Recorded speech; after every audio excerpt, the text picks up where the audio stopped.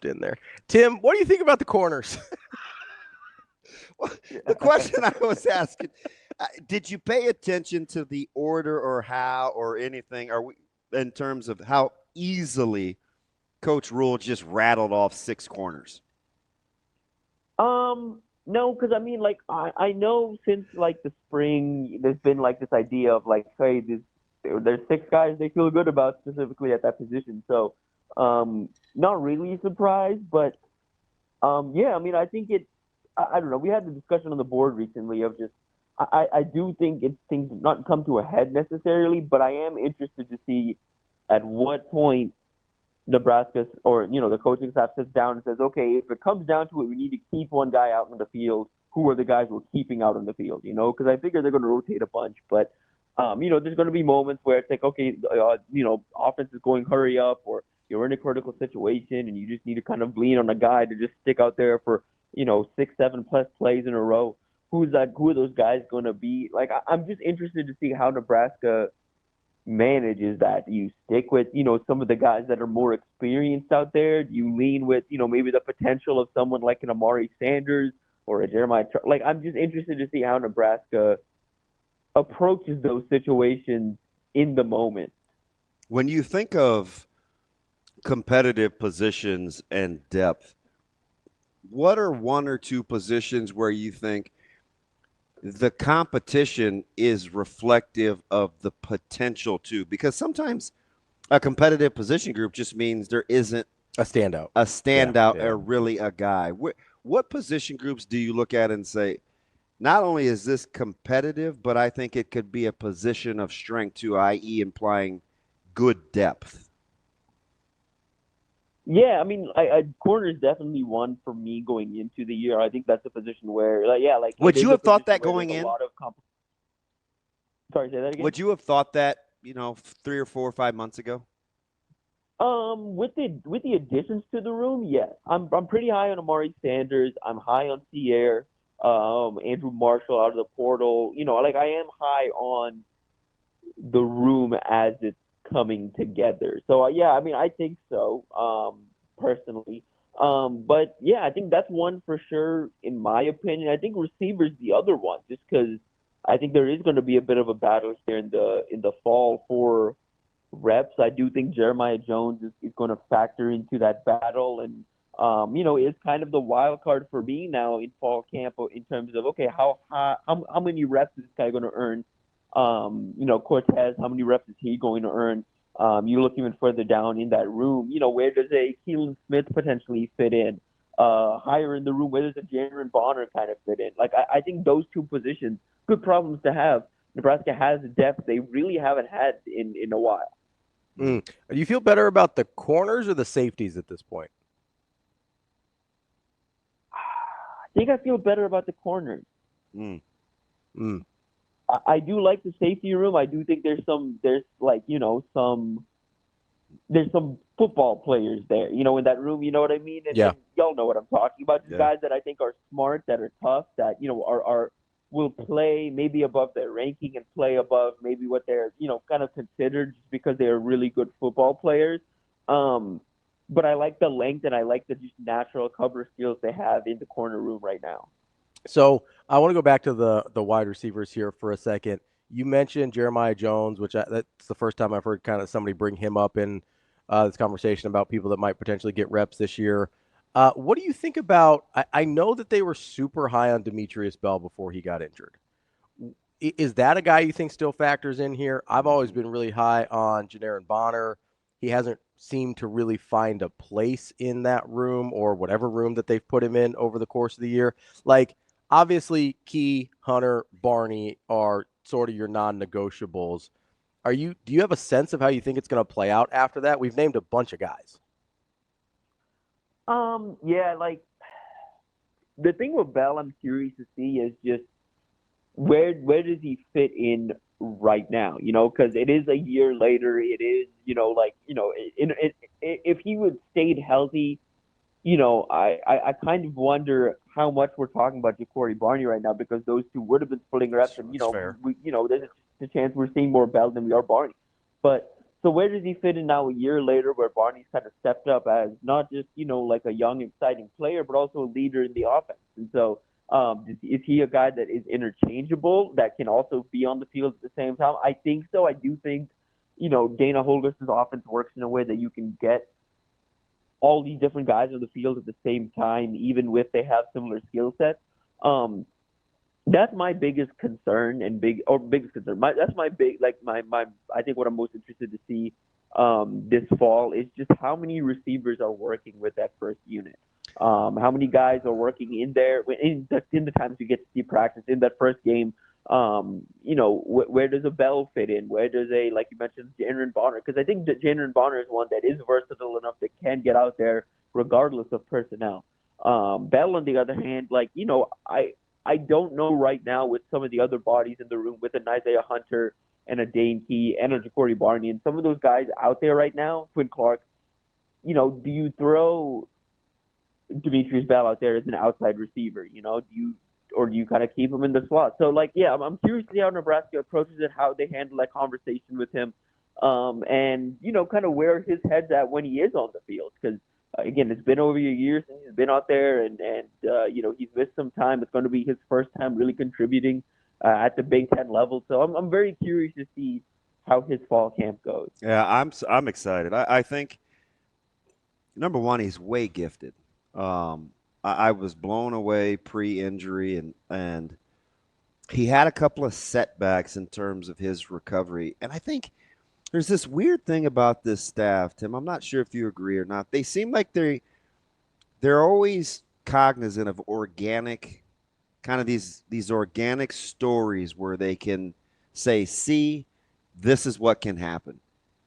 Bell seems like a prime candidate for, see, this is what can happen. If you hang in there, you pay a price, you continue to train, you don't give up. Because, a year ago, there were, well, is he going to stick around? Where is he? Mm-hmm. Nobody brings him up. He's been, and lo and behold, I actually think he's one of the guys that could be one of the better under the radar stories of fall camp if he continues to stay healthy. He just seems to be a poster child that they could use for, hey, this is what happens when you hang in there. Yeah, absolutely. I think Quentin Ives is another one that they could immediately, both of those guys, if they have the success both of the staff thinks they can, I think the staff immediately turns around and goes to the recruiting trail and says, hey, look, you stick it out. And even other younger guys on the roster, it's like, hey, you stick it out, you keep developing. This could be year by year 2, year 3, and you just got to kind of be patient. We're talking with Tim Verghese from Inside Nebraska. Tim, as somebody who's been very high on the defensive line room all year, I was very pleased to hear Coach Rhule's sentiments basically validating the way I'd felt about that. His elbow gets a little tender, Tim. It's not from tennis or pickleball. It's from his back padding. Just make sure you're you good. You gotta stretch it out. You gotta keep stretching it out. Were you surprised that he was as high as he seemed to be on the defensive line? Yeah, a little bit actually, because I think for me, what most interests me just in general from Big Ten media is I don't try to read into too much from it. It is largely coach speak. There isn't a whole lot you can say, but I do think the way Rhule's approached it each of these years is, pretty honest about the state of his team. Yeah, he's not a big coach speak guy. Yeah, and the thing with him too is like when he's very blunt. Like last year, he said, year 1, he kind of admitted where the program was. Year 2, he said, we're going to be good. We're going to be solid. They made a bowl game. He is really confident in the team this year, and that's obvious. The confidence in the D line, I think, is very interesting. I think it says a lot about Terry Braden. And in my head, this offseason have been, I'm like, I'm kind of in wait and see mode with the defense, especially the interior. I really need to see what they look like on the field. Like, do they have the depth? Do they have, everything? And yeah, there's some known commodities in there, but, are they ready to kind of for the challenge of stepping up and kind of building where Ty and Nash left off? And then you look at the roster update and you kind of forget, oh man, like they've got a couple 300-pounders. Like they've got bigger bodies. And I was pleasantly surprised to see Malcolm Simpson up to 285 pounds. I kind of thought he'd come in around 260, 270, have an opportunity to get up there, but I didn't think he would get up to 285, 290 before the season itself. So I'm pleasantly surprised to see that. How Sua factors in. Like, they are big up front. Mm-hmm. Like, I do think they may not be as deep as they maybe want to be, but they are pretty big up front, and they have the bodies and the versatility. And I think the difference this year compared to last year is they have so many different ways of getting after the quarterback. Then besides, okay, Nash and Ty plug up the front, we're going to send some of our jacks and edge rushers at some one-on-one blocks. That's the way we're going to attack. This year they have options. They have some edge rushers that can penetrate the backfield. They have some guys in that defense attack room that can penetrate the backfield. You have Vincent Shavers and Javen Wright, and even Marquise Watson-Trent that can do that. Thea Wright, who showed some success and flashes as a corner blitzer. You have, and Deshaun Singleton, who I think is going to be doing some of that a bit too, closer to the box. You have a couple more ways you can attack the front that I think you're going to be asking less of, the front, more of asking him to kind of stuff gaps and hold the line down and kind of maintain leverage than you are asking them, like you did kind of Nash and Ty last year, to go make plays. Slot, because you said cornerbacks for competitive and high-end yield. Slot O-line, and not now, speaking of back betting, we saw reference to the tight end room too. I don't know where tight ends fits in kind of your frontal lobe, but compare and contrast the competitive spirit in those two rooms versus the potential of the high-end yield in those rooms. Are they similar? Is it you're just trying to sort through bodies, or you think it could potentially be a productive groups?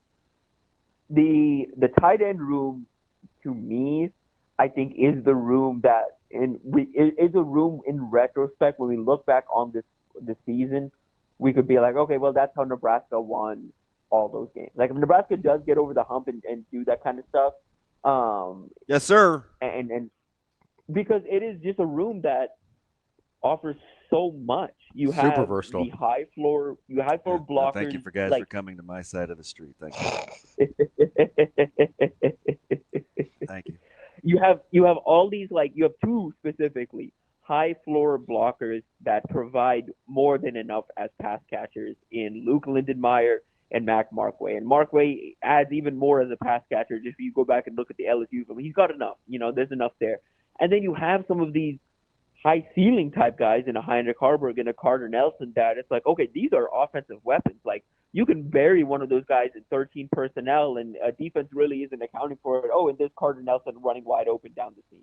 Like, I can envision that happening this fall. There's so much they can do offensively, just in general, between the wide receivers, tight end rooms, and you factor in, moving Mosey to the running back room.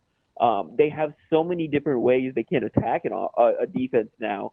I'm just telling you, as a guy that puts together defenses, if they come out in 13 personnel, and then let's say, and it's a running back, Carter Nelson, Harburg, and Lindenmeyer, I'm not sure if I want to be in big personnel defensively or I want to stay base. You may even have to tinker with some big nickel there. Just the range in which they could line up is a headache unto itself, in my opinion. Those are some big bodies. Right. No, absolutely. And add Bonner, right?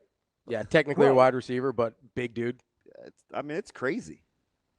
Yeah, you add in Bonner and you add in, let's say it's 13 personnel. You've got those 3 tight ends out there. Maybe you throw, another receiver or 2 out there. You throw a Bonner, maybe a Key out there. Those are a lot of big bodies for a defense to kind of keep up with. And in the Big Ten, they maybe have, enough corners to keep up with the speed of Bonner and Key and a safety to maybe line up over the top of Carter. But do you have enough size and speed to keep up with Harburg and Lindenmeyer? I don't know. I don't know how many teams in the conference do. So I think if you were to, and Dana Holgorsen's never going to kind of give you everything up front, of course. Like, you're going to have to see it in play. But if you were to ask probably what he's been tinkering with the most this offseason, I really think it's how to get all these different tight ends on the field. And he's a really good pet plays guy. Like, he has all these pet plays that are like companion plays. Mm-hmm. If you're using the same personnel groupings within that scheme, I'm just telling you guys, it'll give you gray hairs. Yeah, absolutely. Well, and then I mean, let's just throw another wrinkle in there. Let's say you throw the former wide receiver Mosey in and the running back in that situation.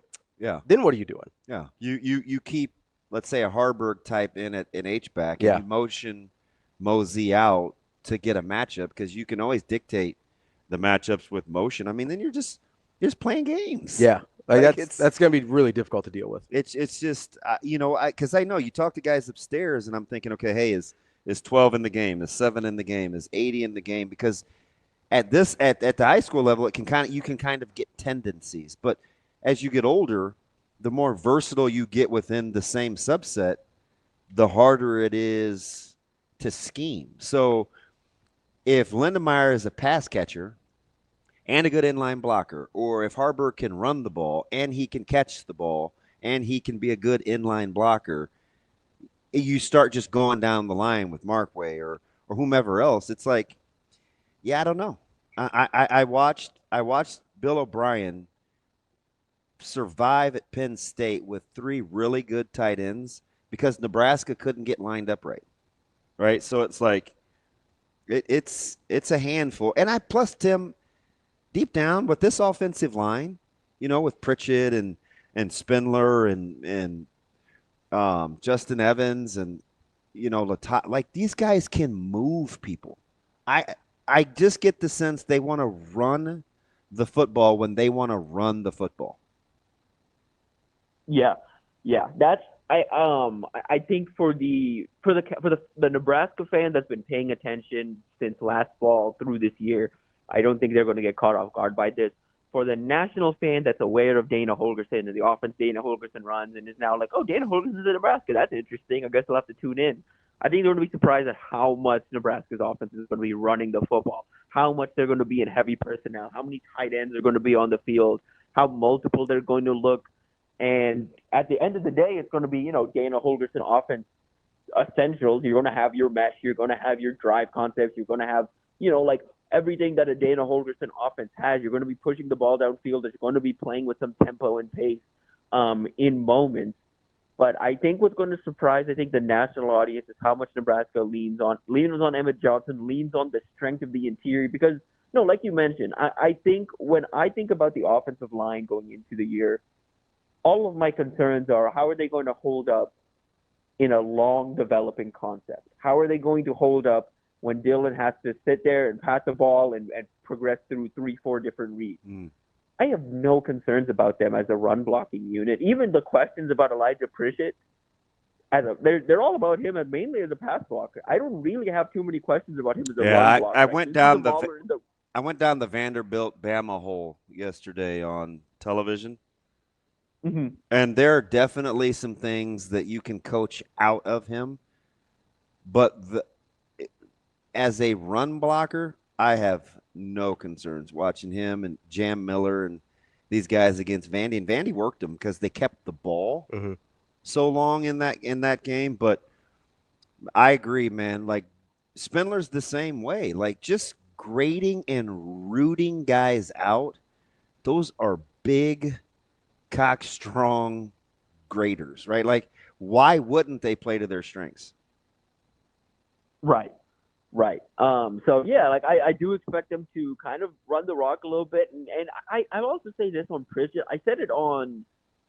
Me and Steve had this discussion when he joined the program, and I know we've mentioned it in like our breakdowns of him, but I do want to kind of note I did think the way Pritchett played against Wisconsin at the start of the year was different than the way he progressed as the year went on. I do think he finds more success against some of these power-based rushers that he's going to see more of in the Big Ten than some of these quicker guys that you do see in the SEC. And the SEC is unique. You do see these guys off the edge that are big and quick. You don't just see the kind of like traditional just straight speed or straight power rushers. You do got to get a hybrid. But for the power rushers that, Pritchett's going to face, against the Wisconsins and the Iowas and some of the teams you see in the Big Ten, I think Pritchett can hold his own and handle this.